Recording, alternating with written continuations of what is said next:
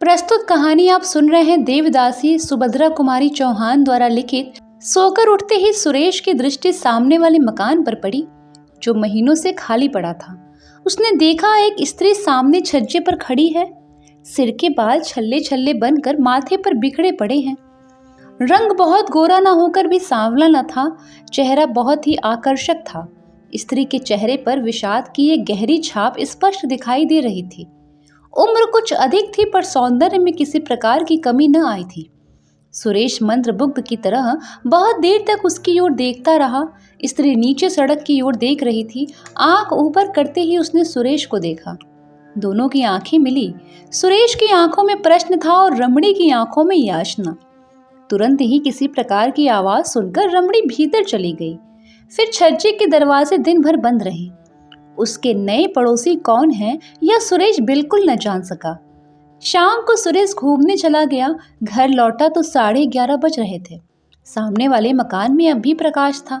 सुरेश एक आराम कुर्सी पर सा लेट गया। एकाएक एक बड़ी ही मधुर संगीत की लहर ने आकर उसकी सारी शिथिलता को दूर कर दिया। वह उठकर बाहर आया। छज्जे पर सामने वाले मकान में कोई गा रही थी, सांवरिया से लागी रही दो नैन सांवरिया से। गायिका संगीत कला की विशारदा जान पड़ती थी। सुरेश भी तो संगीत प्रिय था और केवल संगीत प्रेमी ही नहीं, संगीत के विषय में उसे ज्ञान भी काफी था। सुरेश सोचने लगा, हो न हो यह वही स्त्री है। पुरुष के गले में इतनी मिठास आएगी कहाँ से। तब तक गायिका ने गीत का अंतरा गाया। काह करूँ कित जाऊं मोरी सजनी, नाही परत मोह चैन, सावरिया से लागी रहे दो नैन। संगीत बंद हो चुका था। सुरेश कुछ देर तक टहलता रहा और थोड़ी देर में उसे एक हल्की सी चीख सुनाई पड़ी। फिर सब कुछ बंद। सुरेश कुछ भी समझ न सका कि मामला क्या है। वह जाकर सोया रहा। दूसरे दिन सवेरे सुरेश देर तक सोता रहा। जब वह सोकर उठा तब एक छज्जे के सामने दरवाजे बंद हो चुके थे। दोपहर को सुरेश अपने कमरे में खड़ा था। एकाएक सामने वाले मकान की एक खिड़की का एक कांच निकल गया। सुरेश ने फिर उस रमणी का मुंह देखा। इन दोनों के बीच काफी अंतर था। चेहरा भी बहुत साफ दिखाई न पड़ता था। रमणी बहुत देर तक सुरेश की ओर देखती रही। आंखों में याचना थी, चेहरे पर करुणा। सुरेश कुछ भी समझ न सका कि मामला क्या है। वह बैठ गया। बैठ जाने पर वह स्त्री दिखाई न पड़ती थी। कुछ देर के बाद सुरेश ने देखा कांच फिर उसी तरह जहां का तहां लगा दिया गया। सुरेश के सामने यह स्त्री एक समस्या बनकर प्रकट हो गई। वह कुछ समझ ही नहीं पा रहा था कि मामला क्या है।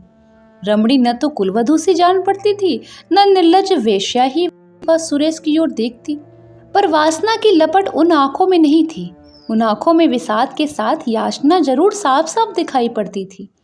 यह साफ साफ जान पड़ता था कि जैसे वह सुरेश से कुछ कहना चाहती हो, पर अवसर न मिलने के कारण वह कह नहीं पा रही थी। सारे दिन सुरेश इन्हीं गुत्थियों में उलझा रहा और शाम होते ही घूमने चला गया। सुरेश ने सोचा, दूसरों की चिंता में क्यों वह अपना समय खराब करे। उसने अपने जी को बहुत समझाना चाहा, किंतु पहेली के रूप में वह स्त्री बार बार उसके नेत्रों के सामने आ जाती थी। सुरेश बहुत रात घर लौटा। सोने की तैयारी कर रहा था कि सामने वाले छत पर उसे कुछ बातचीत सुनाई पड़ी। रात की नीरवता में सुरेश ने साफ साफ सुना।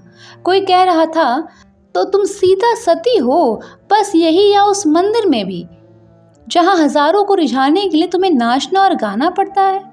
सीता सती न होकर भी मैं दुराचारणी नहीं हूँ। सुरेश ने सुना। स्वर रमणी का था। और आपकी बात मुझे किसी तरह भी मंजूर नहीं। यदि आपने मेरे ऊपर अपनी ताकत आजमाई तो मैं चिल्लाऊंगी। रमणी तेजी के साथ बाहर छज्जे पर निकल आई। अपनी छत पर खड़ा सुरेश बैठ गया। रमणी के साथ साथ उससे बातचीत करने वाला युवक भी बाहर आया। स्वर कुछ धीमा करके बोला, प्रतिमा, तुम्हें हम समझाते आ रहे हैं, तुम्हारे साथ किसी प्रकार का जुल्म नहीं करते। हम जानते हैं तुम कुलवधू नहीं हो। नाचने गाने का तुम्हारा पेशा है। एक नहीं अनेक पुरुषों के साथ तुम्हारा संसर्ग हो चुका है। फिर हमारे साथ जिसे तुमने अपने मीठे और मधुर व्यवहारों से उन्मत्त बना दिया, तुम्हारा व्यवहार ऐसा क्यों। प्रतिमा बोली, मीठे और मधुर व्यवहार का यह अर्थ कदापि नहीं होता नरेंद्र बाबू कि हम आपको अपना शरीर अर्पण कर दें। फिर मेरा यह शरीर तो देवता को अर्पित हो चुका है। मैं देवदासी हूँ, मुझसे वह बात न होगी। नरेंद्र एक व्यंग की हंसी हंसता हुआ बोला, तो तुम अभी तक सती हो, यही ना? और वह पुजारी जिसके पीछे पीछे तुम।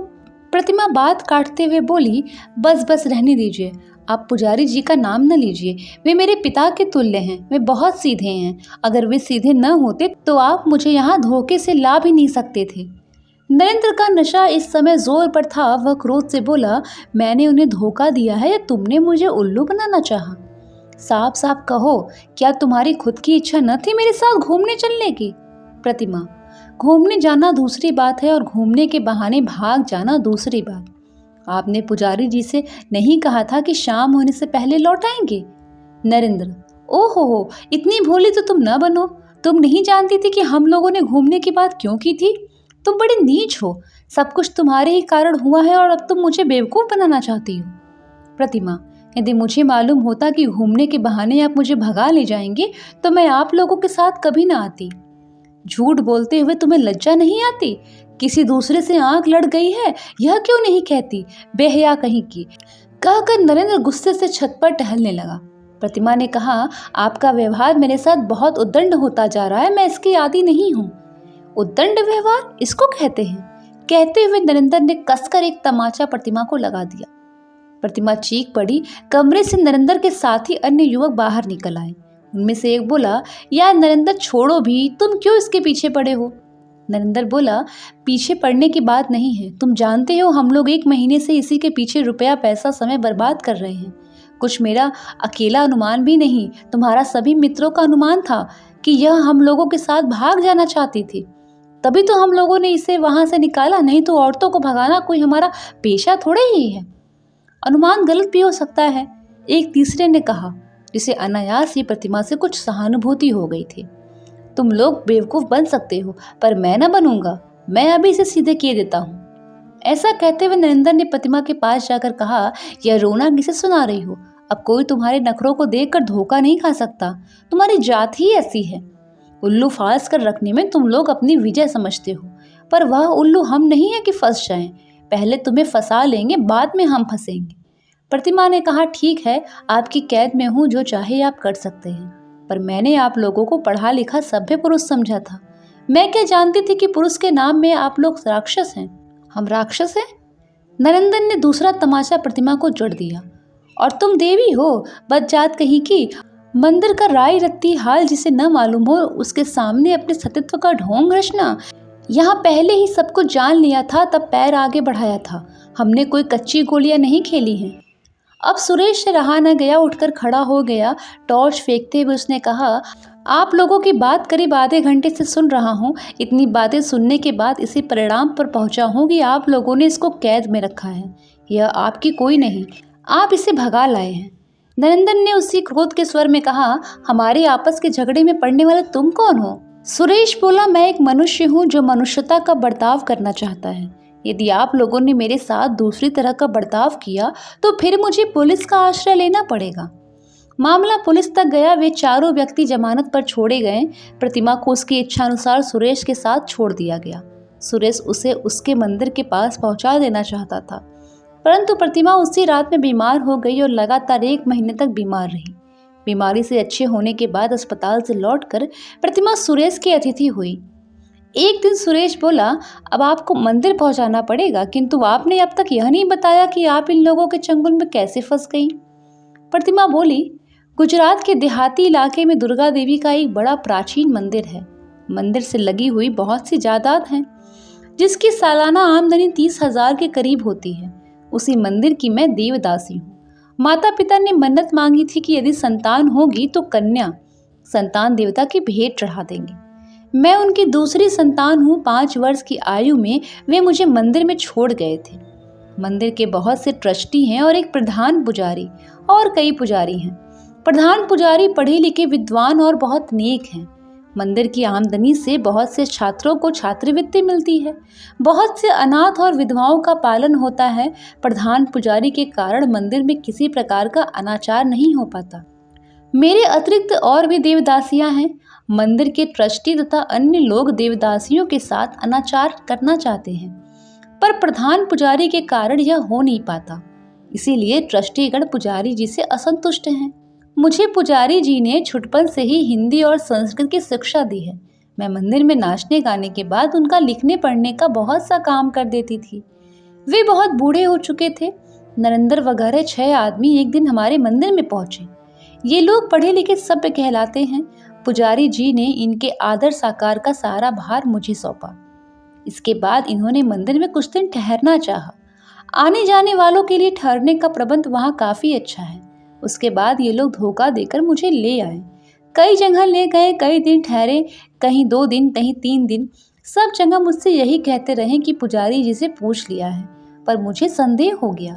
यहाँ कई दिन से ठहरे हुए हैं, जो कांड हुआ वह आप सब जानते हैं। सुरेश बोला, पहले पत्र लिखकर पुजारी जी से मंदिर का हाल चाल पूछ लूं, फिर तुम्हें ले चलूं।